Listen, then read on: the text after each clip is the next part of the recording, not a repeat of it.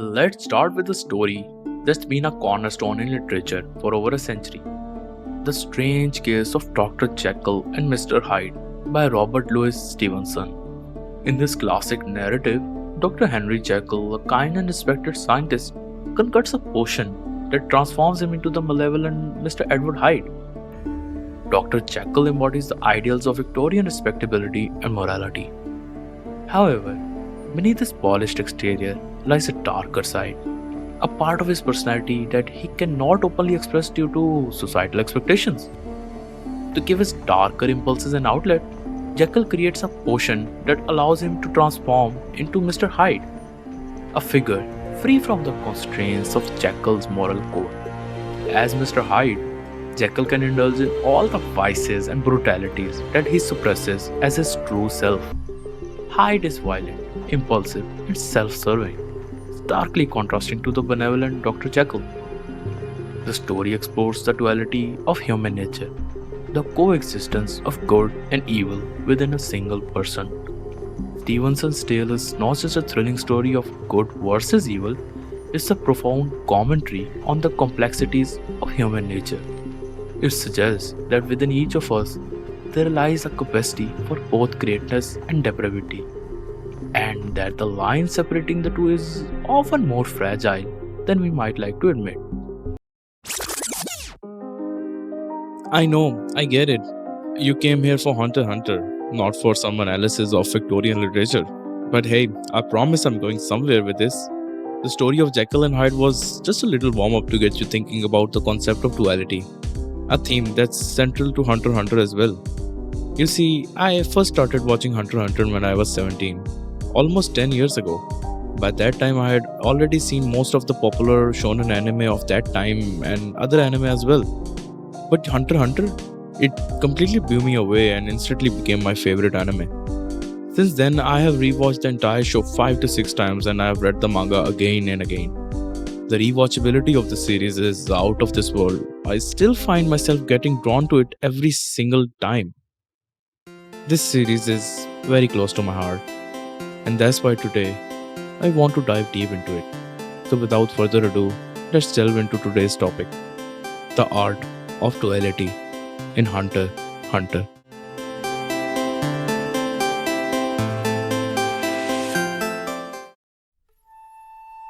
While there are many themes I want to cover for this series, today I will only talk about the aspect of duality present in it.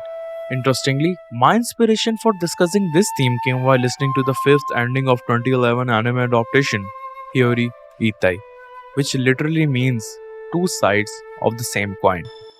表裏一体指で弾くポインが空に舞う僕は一体どっちの結末願う The moment I read the lyrics and understood the title, it became clear that the production team was making a deliberate reference to the duality that permeates Hunter x Hunter. The song's title alone signifies the dual nature of the series, and its thematic resonance is felt throughout the story. Before diving into the duality in the story, let's take a moment and talk about Yoshihiro Togashi and how writing Hunter x Hunter was a bit different than his earlier works, particularly Yu Yu Hakusho. Togashi's approach to Hunter x Hunter was distinctly different from the way he tackled Yu Yu Hakusho. During the creation of Yu Yu Hakusho, Togashi faced immense pressure from the weekly deadlines and editorial demands, which eventually led to the series ending abruptly. Due to his health conditions and the constant pressure, Togashi couldn't fully explore and convey the themes he originally intended for that story. It was a situation that left him and many fans feeling that the narrative potential was never fully realized. However, with Hunter x Hunter, Togashi was in a different position. He had more creative freedom, which allowed him to break away from the conventional shonen tropes and dive into more complex narratives and character developments. Unlike the rigid structure of the weekly shonen series, where the pressure to meet deadlines often resulted in formulaic storytelling, Hunter x Hunter was different. Togashi wasn't just creating a story to meet deadlines, he was building a world with depth, significance, and a profound depiction of duality. This freedom, though, came with its challenges. Togashi's ongoing health issues have made it difficult for him to write continuously. leading to the infamous and seemingly endless hiatuses that Hunter x Hunter has suffered from over the years. Despite this, when Togashi does return to the series, the narrative's richness and the complexities of his characters are evident. His health constraints may have slowed down the story's progress, but they have also allowed him to craft a narrative's richness that's carefully considered and deeply layered. Togashi's ability to explore the balance of light and dark, hope and despair, is what sets Hunter x Hunter apart. He places his audience in a grey area, ensuring that we don't see the story from just one perspective. This nuanced approach is a key why Hunter x Hunter has resonated so deeply with fans worldwide.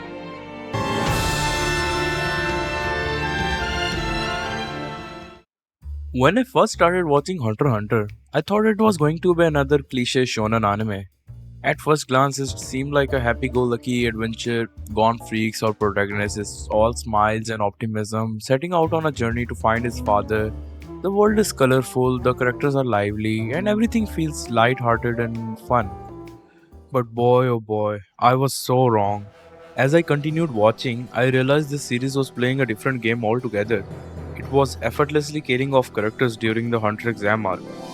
The first real punch to the gut came in episode 11 when Killua, this innocent looking kid who became Gon's best friend, straight up kills an opponent in cold blood by ripping his heart out during the Hunter exam.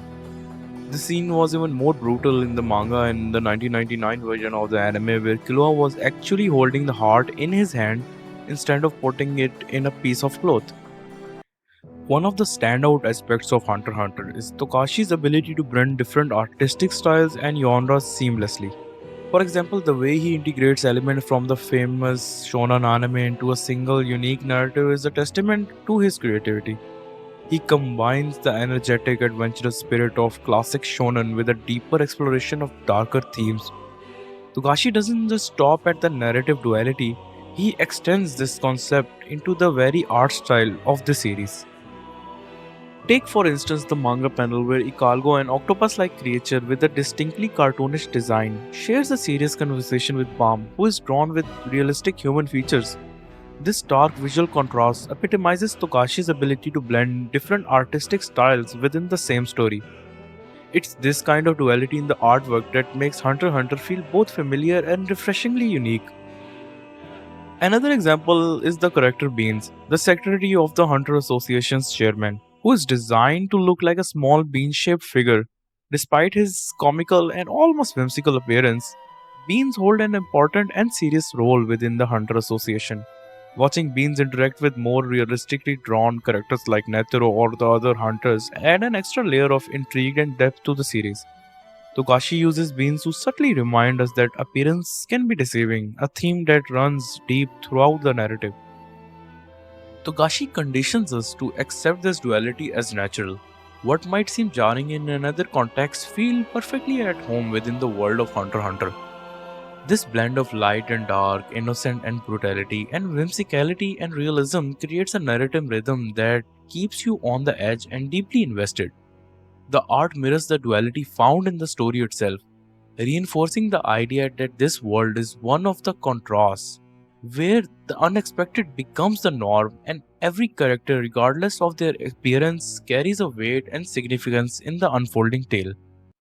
Every arc in Hunter x Hunter feels like a different genre altogether, yet they all connect beautifully.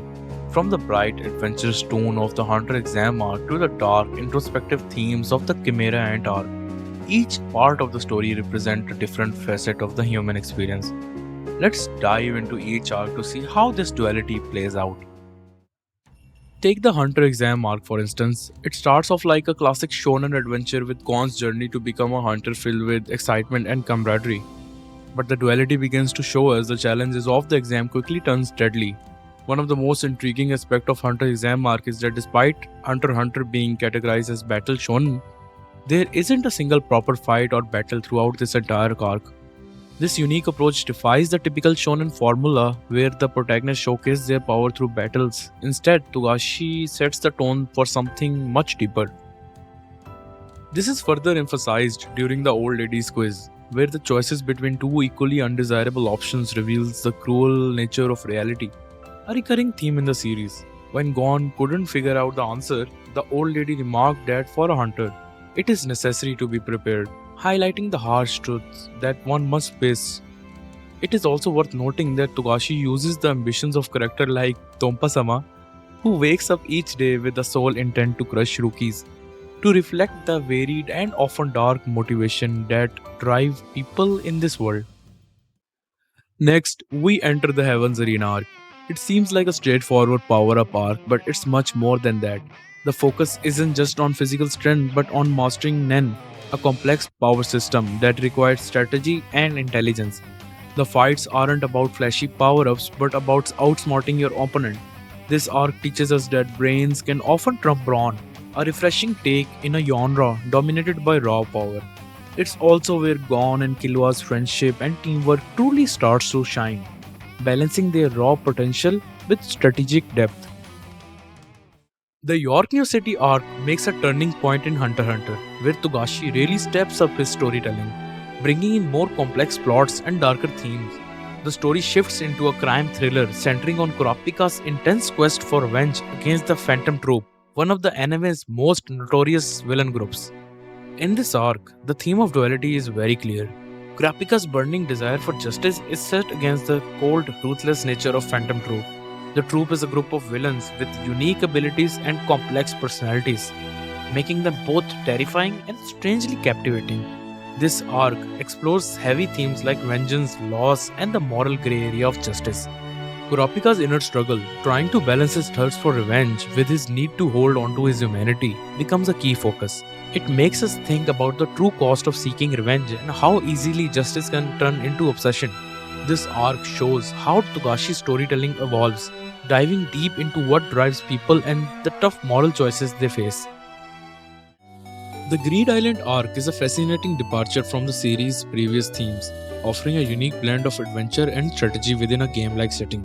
This arc introduces a new level of complexity as Gon and Killua delves into the virtual world of Greed Island, a game that's much more than it appears. It's here that Togashi showcases his creativity by merging elements of game mechanics with traditional shonen tropes, adding layers of strategy and problem solving to the narrative. In Greed Island, the stakes are raised as Gon and Killua navigate a world where the rules of a game have a real-life consequences. The game's environment, while vibrant and engaging, hides darker elements and deadly threats, reflecting the duality between the light-hearted facet and the underlying dangers. The arc also explores the concept of game within a game, where characters must understand the game's mechanics and confront their personal fears and desires. I can surely say that the dodgeball match with Razor is one of the most interesting showcases of the training that Gon and Killua went through with Bisky. Overall, the Greed Island arc is a masterful exploration of how Togashi blends different genres and themes. It combines the thrill of high-stake game with profound character development and nuanced examination of human nature. The Chimera Ant arc is widely regarded as one of the most ambitious and thematically rich segments of Hunter x Hunter. It represents a significant shift in both tone and narrative complexity, delving into some of the darkest and most profound themes in the series. At the heart of Chimera Ant arc is the exploration of duality within both individuals and society. The central figure in this arc, Meruem, embodies this theme with remarkable depth. As the Chimera Ant King, Meruem initially appears as a ruthless and all-powerful antagonist, driven by an innate desire to dominate and annihilate. However, his interactions with Komugi, a blind, frail girl who is an exceptional gungi player, reveals a more nuanced side of his character. This relationship illustrates the duality of his nature, the oppositions of his inherent cruelty with a growing capacity for empathy and self-reflection. Meruem's transformation from a cold-blooded ruler to a character grappling with existential questions and the concept of true purpose is one of the arc's most compelling aspects. The Chimera Ant arc is a dramatic departure from typical shonen narratives. This arc pushes the boundaries of what a shonen series can explore, moving beyond simple dichotomies of good and evil to examine the nuances of human nature and conflict. One of the key aspects of this arc is its exploration of duality through the nature of human malice and evolution.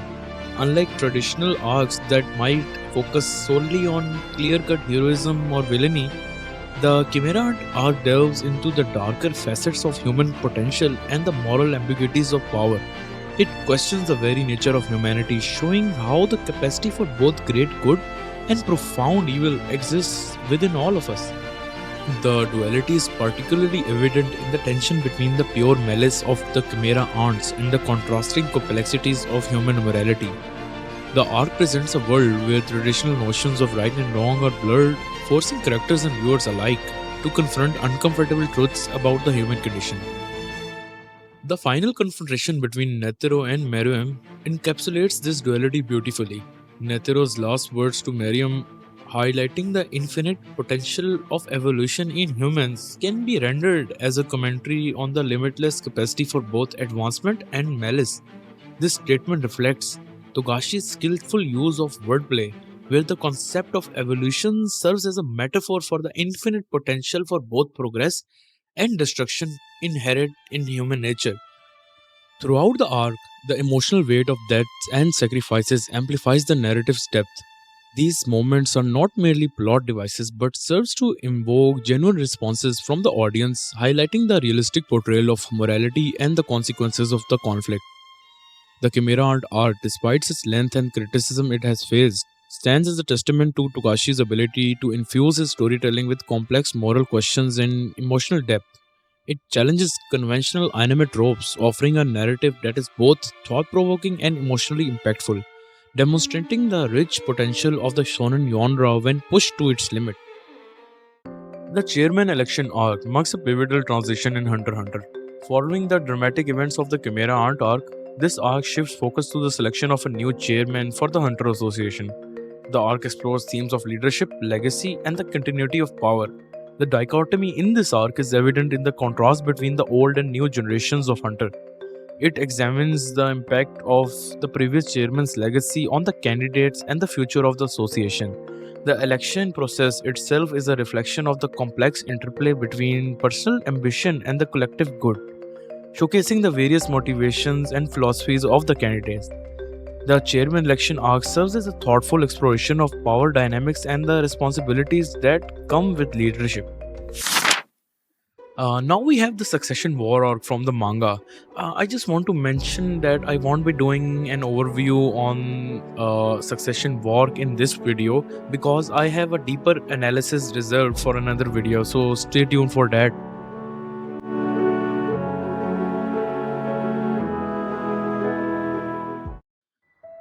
Now, let's get into what makes Hunter x Hunter a masterpiece: the characters. Togashi's genius isn't just in creating characters with depth, it's in how he sets them against each other, highlighting their duality, not just as individuals but in pairs. It's like watching two sides of the same coin spin endlessly, always in motion, always revealing something new. Gon Freaks, with his bright eyes and unwavering optimism, seems like your typical shonen protagonist at first. Raised in the peaceful, idyllic surroundings of Whale Island, Gon's worldview is initially as bright and carefree as the environment he grew up in. However, as he steps out into the wider world, he quickly learns that the world isn't as innocent as he once thought. This realization is a turning point for Gon. The moment he becomes aware of the darkness in the world, that light within him begins to dim. We see him evolve, or rather, devolve, into a version of himself that's driven by anger, revenge, and a relentless pursuit of his goals, no matter the cost. By the time we reach the Chimera Ant arc, Gon has become almost unrecognizable, pushing himself to the brink of self destruction in his quest to avenge Kite. When discussing Gon's character, it's crucial to highlight the nuance in his moral compass, especially as seen in York New City arc. Zapile's observation about Gon is a perfect encapsulation of this complexity.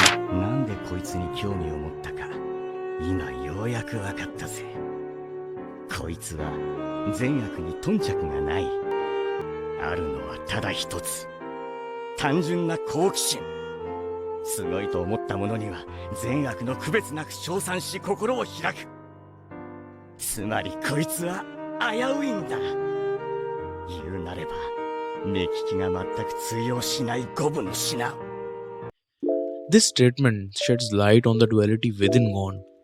He isn't driven by conventional notions of good or evil, but rather by an insatiable curiosity and a relentless pursuit of what fascinates him. This makes Gon a character who operates outside the typical moral boundaries, guided more by his personal instincts and desire than by societal norms. This quality is what makes him both compelling and unpredictable, as his actions aren't really or easily categorized into the binary of hero or villain.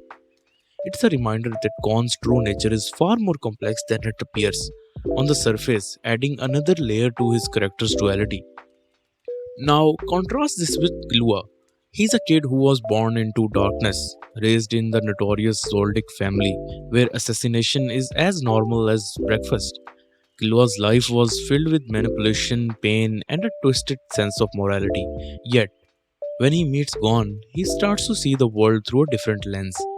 Gon's brightness begins to rub off on Killua, leading him to yearn for something more than just darkness he was raised in. His journey is almost the opposite of Gon's. Where Gon becomes more cynical and hardened, Killua begins to soften, discovering the value of friendship, trust, and even love. It's the juxtaposition between them that makes their friendship so compelling. They balance each other out like yin and yang. Gon's growing darkness tempered by Killua's emerging light. But it doesn't stop there. We also have the dynamic of Gon and Hisoka. Hisoka, the freakish clown who is a walking contradiction. He's a character who is both terrifying and oddly charismatic. His duality is evident in his twisted sense of pleasure. He's a man who literally gets turned on by prospect of fighting stronger opponents. That infamous swing scene isn't just played for laughs. Though let's be honest, it's hilarious and uncomfortable, just like Hisoka. But this scene also perfectly encapsulates Hisoka's true nature. He's a predator who doesn't just want to defeat his prey, he wants to savor every moment of the hunt. And let's be honest, how many antagonists can make you chuckle one moment and send shivers down your spine the next? Gon's interactions with Hisoka are charged with tension because, in many ways, they are a reflection of each other. Gon's willingness to risk his life to get stronger mirrors Hisoka's own obsession with battling formidable foes. Both are driven by a relentless desire to push their limits regardless of the consequences. Hisoka sees a kindred spirit in Gon, which is why he's so obsessed with him. It's like looking into a twisted mirror, where Gon represents the raw potential that Hisoka craves to mold, manipulate, and eventually destroy. Speaking of destruction and creation, let's transition to Kurapika and Leorio. Kurapika, the last survivor of the Kurta clan, is consumed by his desire for revenge. He is a character who constantly battles with the duality within himself. On one hand, he is calm, collected, and incredibly intelligent. On the other hand, he is driven by a deep seated rage that threatens to consume him. The scarlet eyes are a perfect symbol of this duality. When they flare up, Kurapika's calm facet shatters, revealing the anger and the pain that lies beneath. Leorio, on the other hand, appears to be the most straightforward of the main characters. He's brash, loud, and sometimes a bit of a goofball. But there's more to him than meets the eye. While Kurapika's quest for revenge could have easily led him down a dark path, Leorio's presence serves as a grounding force. Leorio reminds Kurapika of the importance of living for something more than just vengeance. Their friendship is a delicate balance. Kurapika's intensity is softened by Leorio's warmth and loyalty, while Leorio's sometimes reckless behavior is tempered by Kurapika's strategic mind. Now, let's not forget the Chimera Ant arc's most fascinating character, Meruem. This arc is a masterclass in storytelling, but what truly sets it apart is Meruem's character development. Now, we have already talked about Meruem a little bit, but let's dive into him a little bit more. From the moment he is born, Meruem is torn between his nature as the king of the Chimera Ants, a ruthless, cold-blooded leader, and the unexpected humanity that begins to emerge within him. His self-awareness grows as he interacts with Komugi, a blind girl who becomes his unlikely companion. Initially, he views Komugi as nothing more than a distraction, but as they continue to play Gungi together, he starts questioning his existence and purpose. This journey leads him to a profound realization. Perhaps his true purpose was to be with Komugi all along. Meruem's duality is also mirrored in his journey alongside Gon. As Meruem gradually gains his humanity, Gon, on the other hand, loses his. Their paths, though never directly crossing, run in parallel. Both characters grapple with the darkness within themselves, are willing to go to extreme lengths to achieve their goals. The contrast between Meruem's growing empathy and Gon's descent into vengeance highlights the theme of duality at its core. Two characters on opposite sides of spectrum, yet fundamentally connected by their struggles.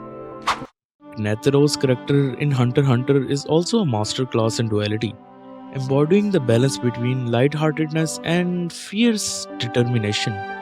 Initially, we see Netero as a jovial, carefree old man, often indulging in playful antics, giving the impression that he is merely a strong elder enjoying his twilight years. This portrayal lulls the audience into a false sense of security, making it easy to underestimate his true power and depth. However, as the series progresses, especially during the Chimera Ant arc, we witness a dramatic shift in Netero's character. The jovial facets peels away, revealing a warrior with the intense, almost fanatical desire for battle.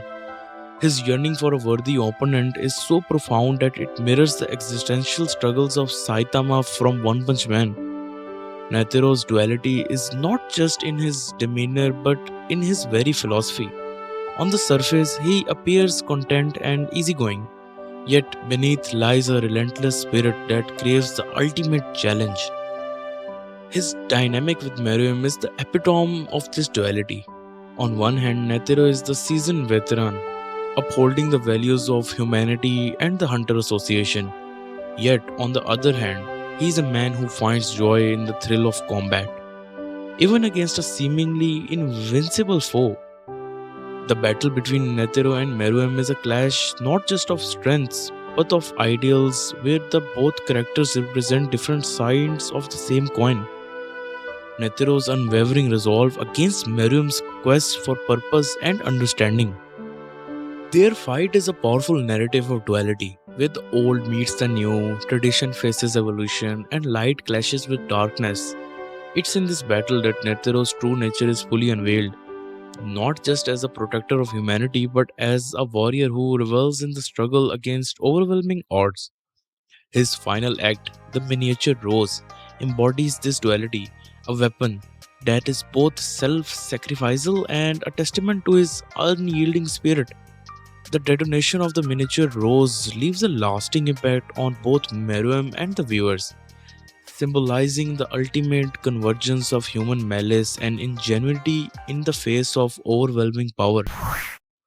Then there's the dynamic between Illumi and Hisoka, a relationship as twisted as it is fascinating. Illumi, with his cold, emotionless demeanor, contrasts sharply with Hisoka's flashy, thrill seeking personality. Yet there's an unspoken understanding between them, a shared love for manipulation and chaos. They are both predators, but while Illumi prefers to control from the shadows, Hisoka revels in the spotlight.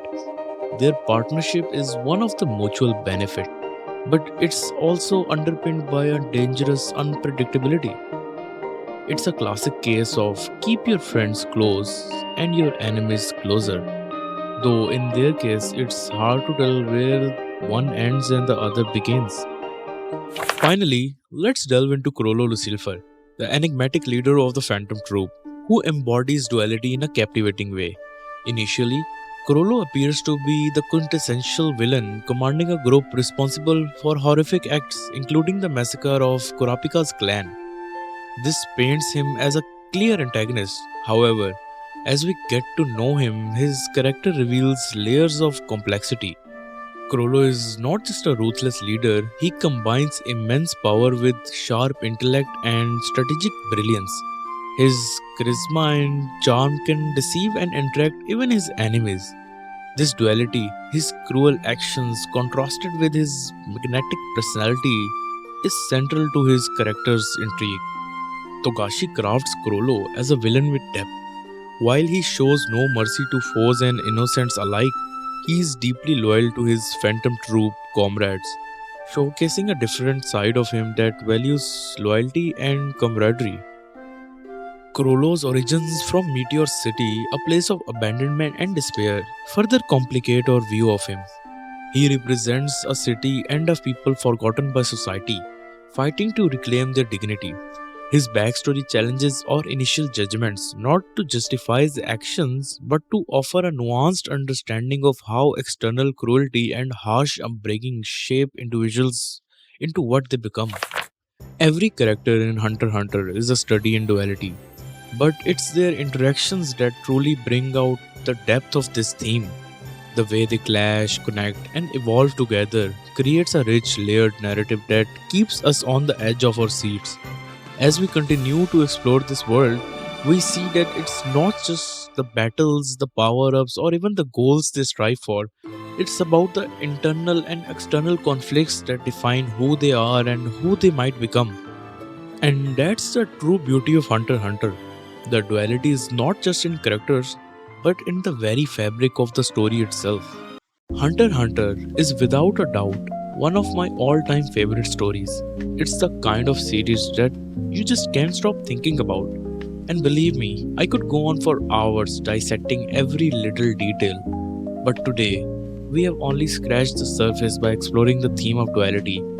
There's so much more I'm dying to dive into, like the intricacies of the power system, the depth of the world building, and the unforgettable moments that makes Hunter x Hunter truly one of a kind. But that's a discussion for another day, or should I say another video? I'm curious to hear your thoughts. How do you see duality playing out in Hunter x Hunter? Which character's journey resonated with you the most? Let me know in the comments below. Thanks for watching. I'll catch you in the next video. Until then, stay curious and keep enjoying the journey because 道草を楽しめ。大いにな。欲しいものより大切なものが、きっとそっちに転がってる。